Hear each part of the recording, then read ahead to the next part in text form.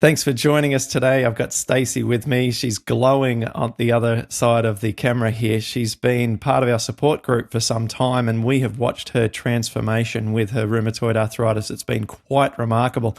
Her little profile pic inside our support group has changed dramatically as she's gone from, may I politely say, sort of carrying a little bit of extra weight to Quite a now, bit of extra weight. right, and to now looking very beautiful, young and vibrant. So welcome, Stacy. What a pleasure this is to have you. Thank you. It's great to be here to be able to share my story and my journey with everyone. Now, inside our gang, inside our online group, you're very well known, very popular because, as I mentioned, your transformation has been enormous. Give everyone else who are listening or watching this a snapshot. Give us sort of some bullet points. How do you feel now compared to how you were in the past? When I first started the program, which was November of 2016, I was bedridden. I was using voice activation software on my computer to continue to work from bed. I could no longer dress myself, shower myself. I couldn't walk. My husband would carry me to the bathroom.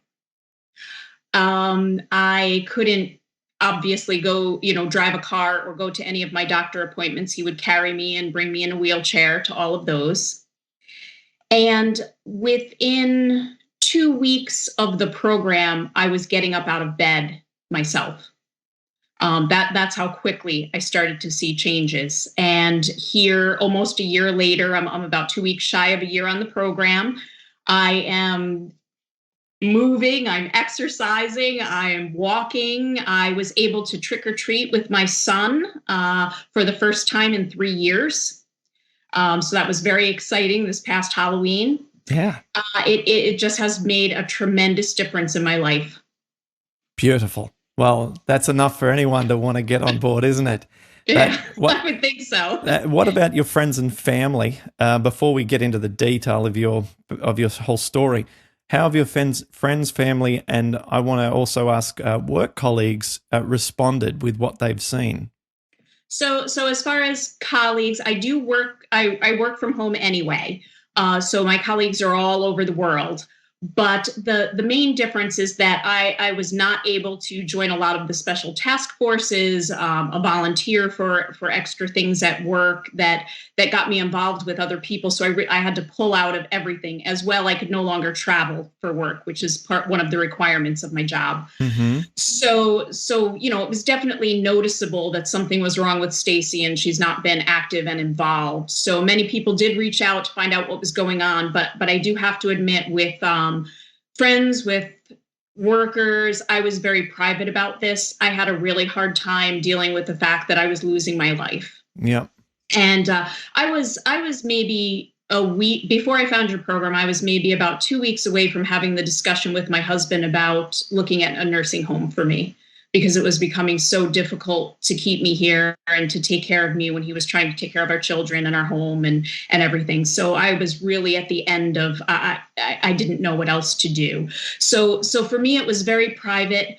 I pulled away from a lot of my friends, a lot of my colleagues. I didn't tell a lot of them what was going on with me. But the one thing that truly was a great blessing is my husband throughout the whole thing. He took care of me, gives me support. The moment that I found the program, I started crying in bed, and I called him up and we watched your TED Talk together. And he said, do it today, order it. Let's do this. Let's figure it out. And he helped me. I couldn't do any of the food prep myself in the beginning, helped me with all of that. Just a tremendous support throughout the entire thing. Wow, absolutely. Gosh, he was your Melissa, because Melissa was the same for me. I actually, sometimes I have guests on and I think, well, I was worse than that, but I cannot say that I was worse than what you've described. I was able to get out of bed just to get to Bikram yoga each day, which then guaranteed me my ability to walk the next day. But if I had not have gone to Bikram every day, I would have also just ended up in bed, because the knee just wouldn't work. I mean, my knee was just enormous and so excruciating. And when you can't push yourself out of the bed because my elbows or my wrists or my fingers, I mean, everything seems to be needed when you're trying to, move up out of a lying position. And boy, yeah, I can appreciate all that you were going through. Okay, so what medications were you on? What plan did the doctors have you on? And so on. Give us an insight into the medication sort of rollout. So I was diagnosed in 2003 when I had gone to a work gala. It's sort of like a prom for work. Yeah. And my husband and I had danced all night, and we were used to dancing all night. But the next day, I had a shoulder that was locked. I had some numbness in my feet. I had like these weird pains that I had never had from dancing before. Yeah. And went into the doctor, and they said, "Congratulations, you've got rheumatoid." And they started me very simply with Plaquenil. Mm-hmm. Tried that first, and I did very, very well with it for a long time. And it's a pretty easy drug to take and doesn't have a lot of side effects. So I was very lucky with that. And then they gave me my good friend Prednisone to take if I had, a flare. Yeah. Okay. So that worked relatively well until about 2007. Okay. And can we just for people? I like to hear more about the drugs when we something like methotrexate. There's just endless discussions about methotrexate. Christine, a previous podcast guest, got off Plaquenil using our program, and there's a good episode for people to listen to there. But can you just go into a little bit more about the Plaquenil experience? Did you have to get your eyes tested regularly? Yes. Were the concerns real? Yeah, just give us a bit more info. The interesting part is that the ophthalmologist that I see has told me that for the amount of Plaquenil I take, and I'm sorry, I don't know the dosage, but he said for the amount that I take, I would have to take it for about 100 years before he would expect to see anything wrong with my eyes. So he's not super concerned about it, but I go every 6 months. I get the exam done. I've never had an issue. What I do have is inflammation in one of my eyes from the RA. It's attacked the eye. So I used to be a contact lens wearer. I can no longer wear them. I have the glasses, but the Plaquenil really hasn't been a concern. It never bothered my stomach. It never gave me headaches. It never... I don't even feel like I take anything with the Plaquenil. Okay, so you really, really did well on that particular medication right from the start. Yep. Okay, all right. So then you were on that combo of Plaquenil and the occasional tablet of Prednisone until 2007. So let me hand back over to you from that point. So then in 2007, I got pregnant with my second child, James, and the rheumatoid went completely into remission. And it lasted that way for about 3.5 years. And then in 2011, it came back harder than it had been before. So they started me back up with Plaquenil and added Humira. Okay. Now, so did you go off drugs to have your child?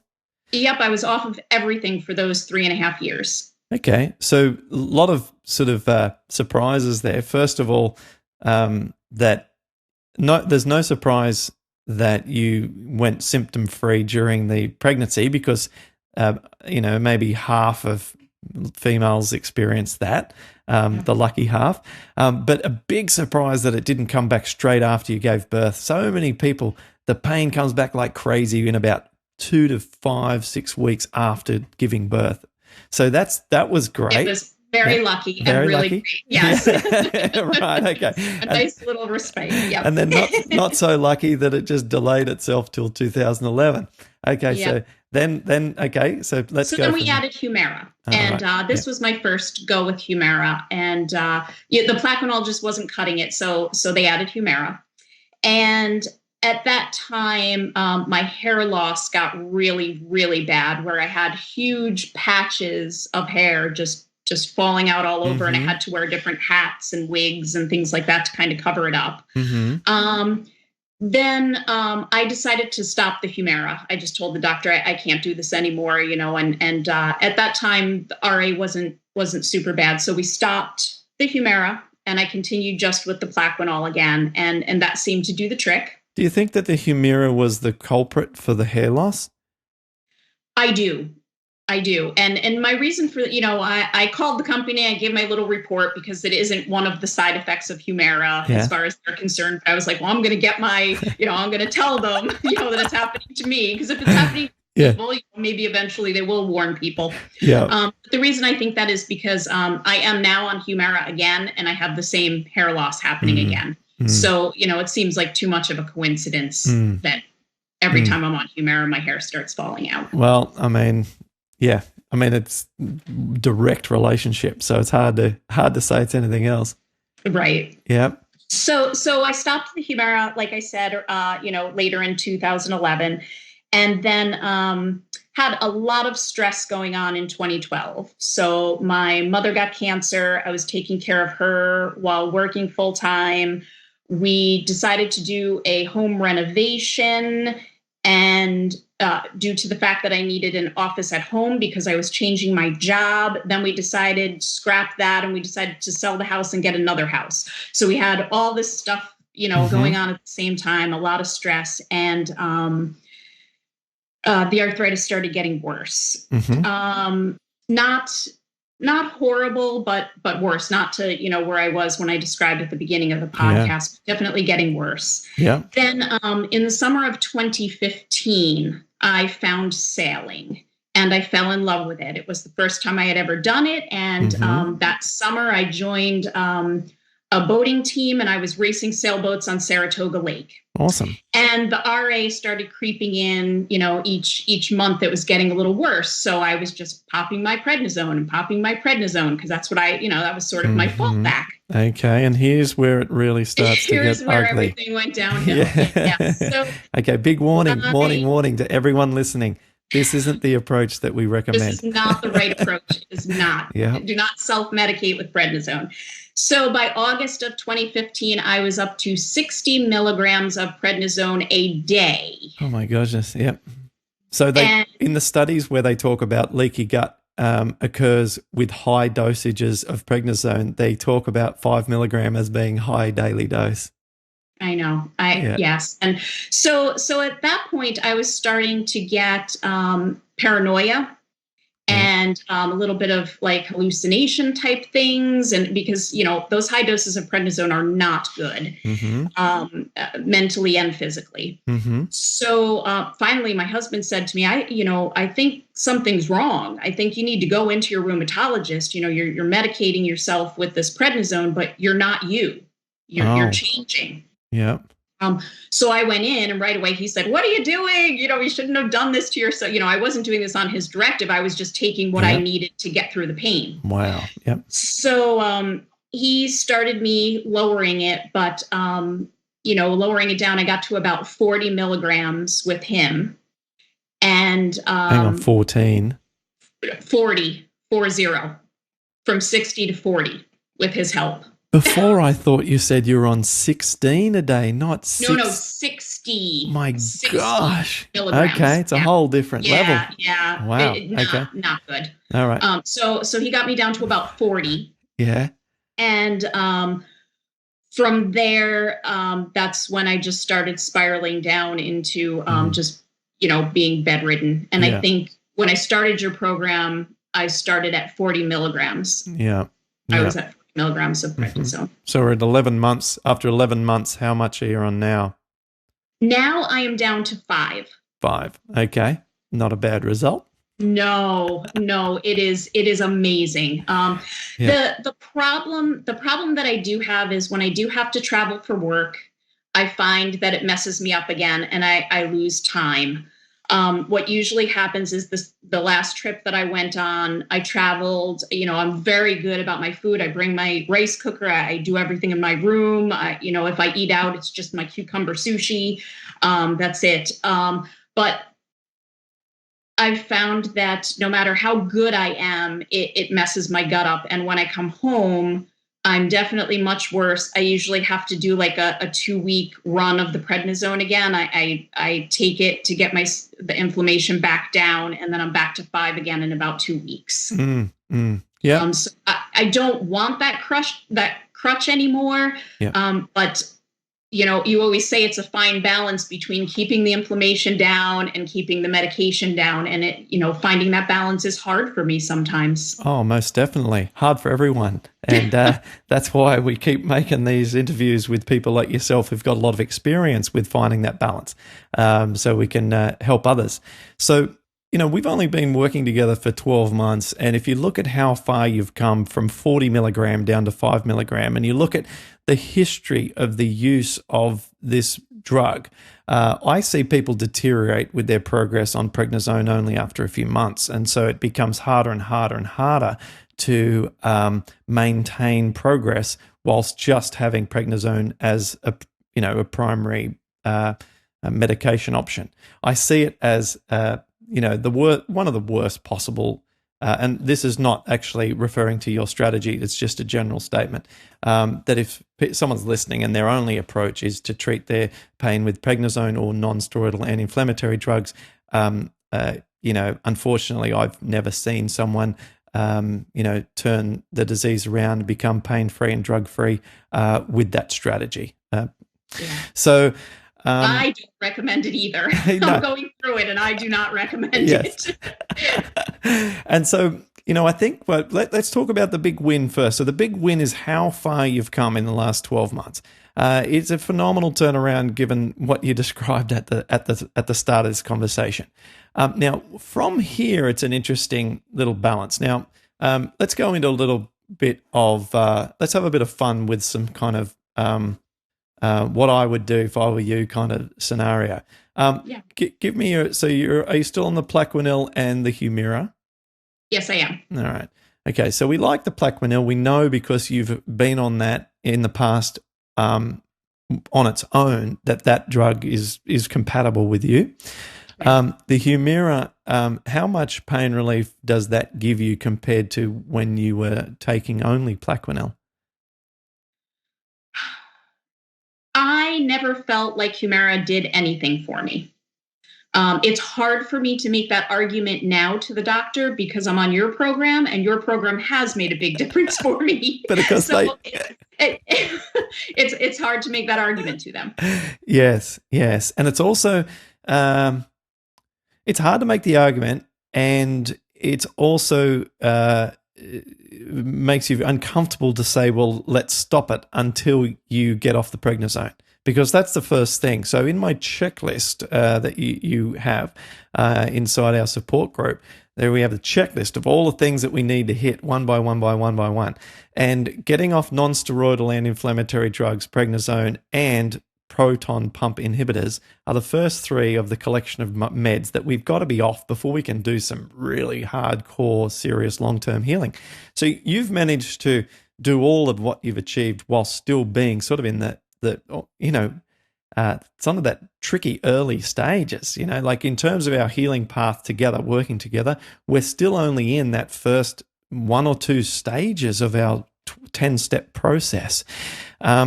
However, once you get out of that first couple of stages and getting off that prednisone eventually, then the following stages are, although they take time, there's no sort of major hurdles in there, no big things like trying to get off the prednisone equivalent. So everything you're doing is right. Now I want to add this as well, because I've been encouraging you for some time to go to Bikram yoga, and you finally took upon that advice, and you've done well at it. Can you talk about that? Yes. So Bikram is absolutely amazing, and I had to be sold on it. The truth is, Clint wrote in my journal and said, Stacy, someday you're going to hit a wall. It's going to be stuck in a joint or joints, and the only thing you can do is Bikram yoga. Promise me you'll do it. And so I wrote, yeah, I'll do it. And then sure enough, there I was with my ankles. I just couldn't get the inflammation out of my ankles. And I said, yes, I've got to do it. So begrudgingly, I went, and it was hard for me to stand. A lot of the class, I just sat on the mat and did breathing. and watched everybody else. And then I would stand up when I could, and I did the floor stuff. But now I go 7 days a week. Wow. 7 days a week. 7 days a week. Yep. Yep. That was my plan too. Yep. I just decided I was going to take 2 months and dedicate 7 days a week. I know I can't do that forever. It's just not sustainable, with life and everything that's going on. Absolutely. But I took 2 months to do that.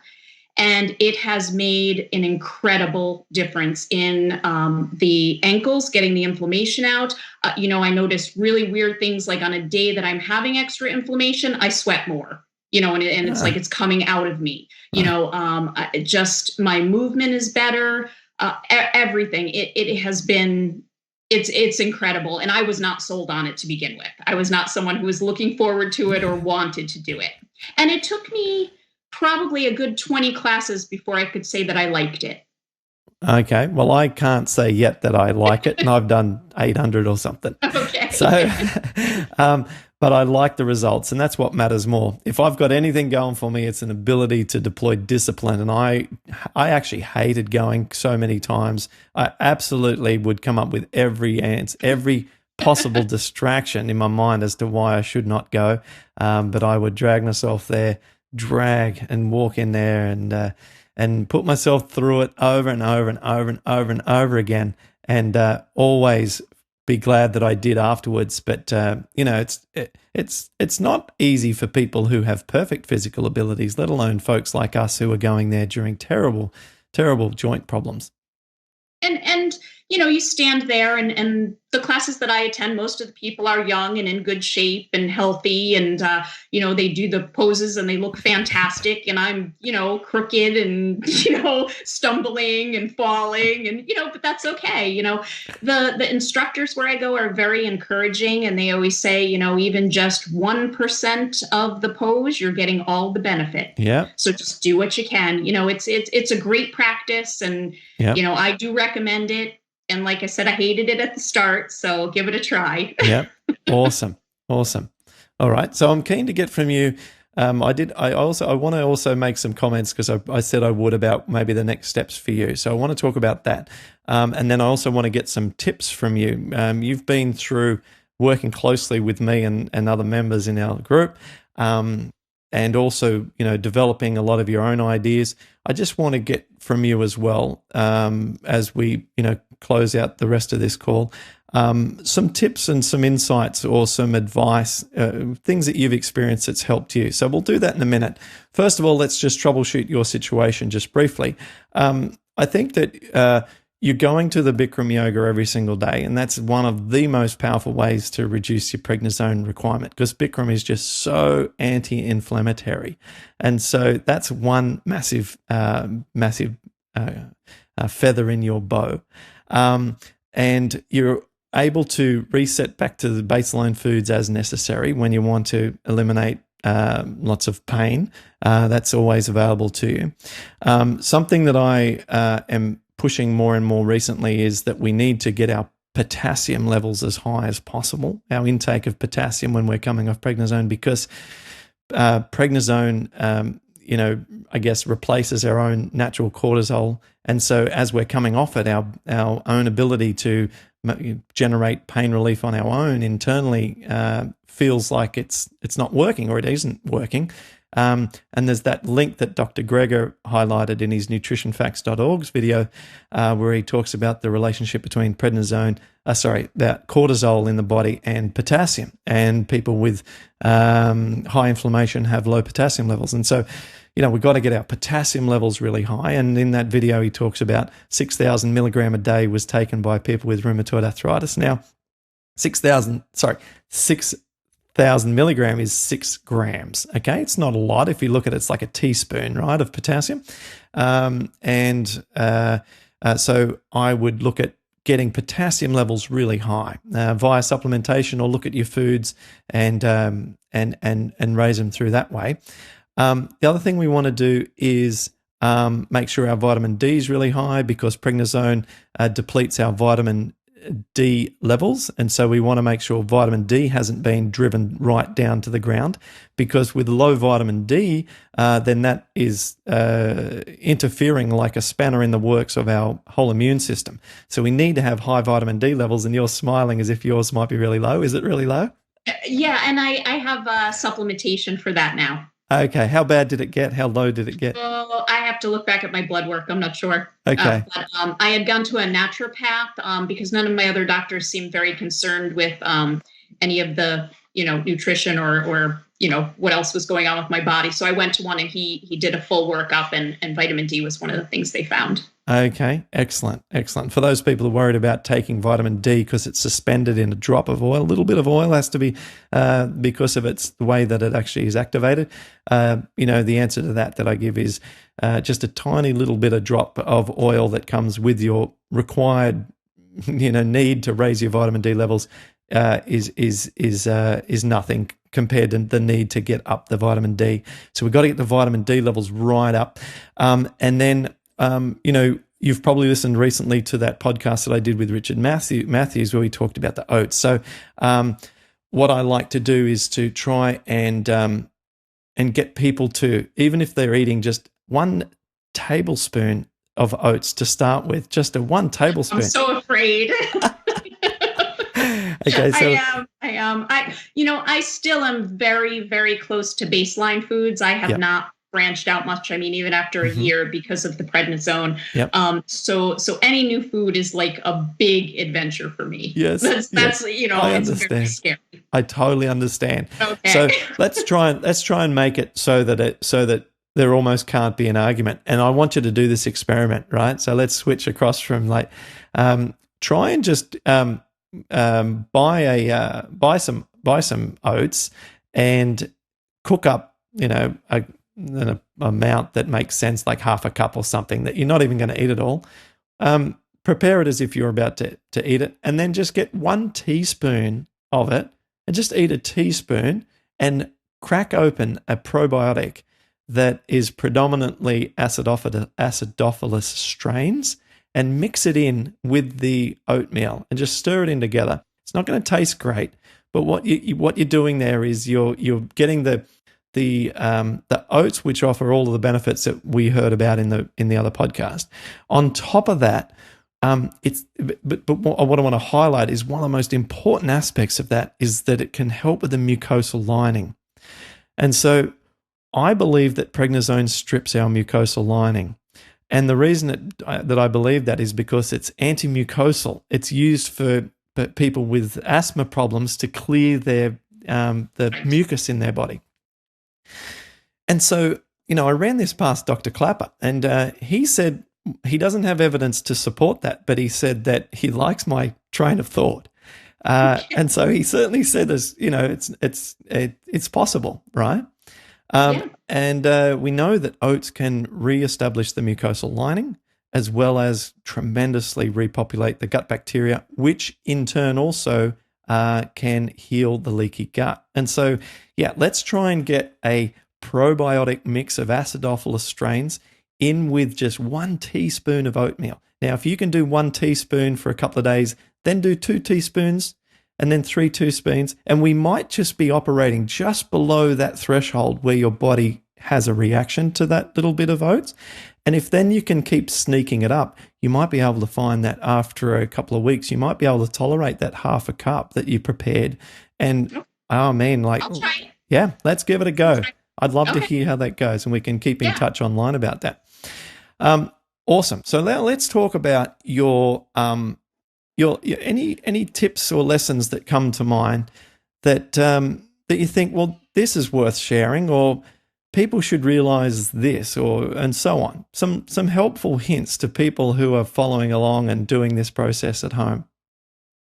I guess the most important thing is to just keep at it. And, the diet part of it has not been a struggle for me because the alternative is pain that puts me in bed and I can't move. So, I hear a lot of people struggle with, cheating or, being tempted. I've never had any of that because I will never go back to what I was. I have a life now and I want to keep it that way.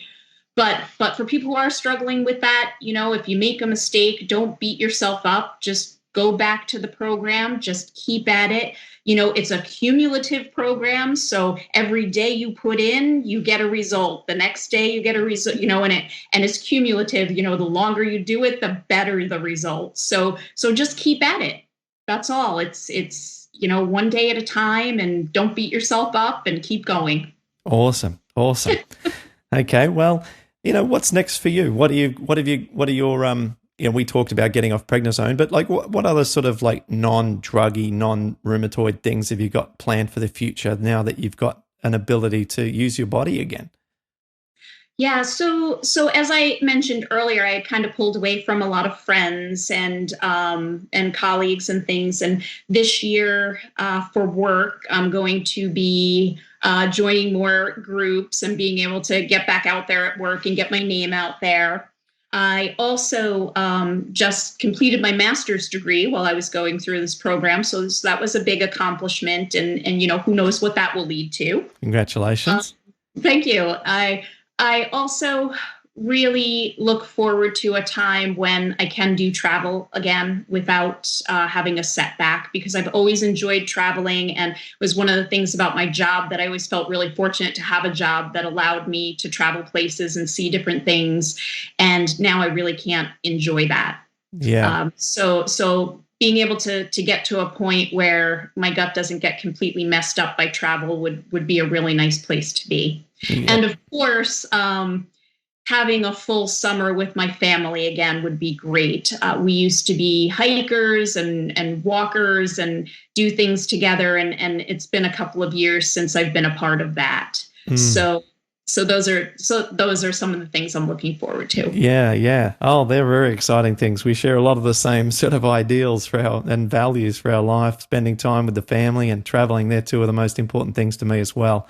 So I can totally relate to that, and I can, just reassure you that with a couple of tweaks here and there that we've just talked about, just in this short time together and ongoing discussions online, you'll get there. You'll get there, and it's not just wishful thinking. This is how things play out. And you've got determination levels through the roof. You've got the plan in place. You've got a support group around you online and also with your husband. You've dedicated your life making this your mission. I mean, you've got all of these, big why you want to get well desires that are going to motivate you during the tough times. I expect that if we were to set one of these up for 12 months' time and go over this again, that we would be able to hear many of those goals realized. So yeah, if I can come from being bedridden to doing what I'm doing now in less than a year, imagine what I'm going to do over the next year. That's exactly right. The limit. That's exactly right. And what I think is cool is because, you and I both sort of suspect that the Humira is not doing a whole bunch, right? And, you're down to 5 milligram, which is an exciting prospect with regards to prednisone, right? I see a lot of people getting off a 5 milligram. When you're talking the 40s and 60s, that's off the charts, So you're kind of getting close with the prednisone. And the Humira may be able to be turned off, right? Not in everyone's case. Yours is unique, but speaking specifically to you, the Humira might not be doing as much as what it normally does for people. Then you'd be in a position where you're only, and I use only in inverted commas, only on Plaquenil. And, I've helped people get off that drug. So, we're starting to... Like the finish line is not. Yes, I can see. I can see it. I can. It's not. We're not in a fantasy land here. We absolutely are not in a fantasy land. This is, give me my chips. I'm going to go all in. We're going to get Stacy where she wants to be. Yeah. Well, I'm ready. Yeah.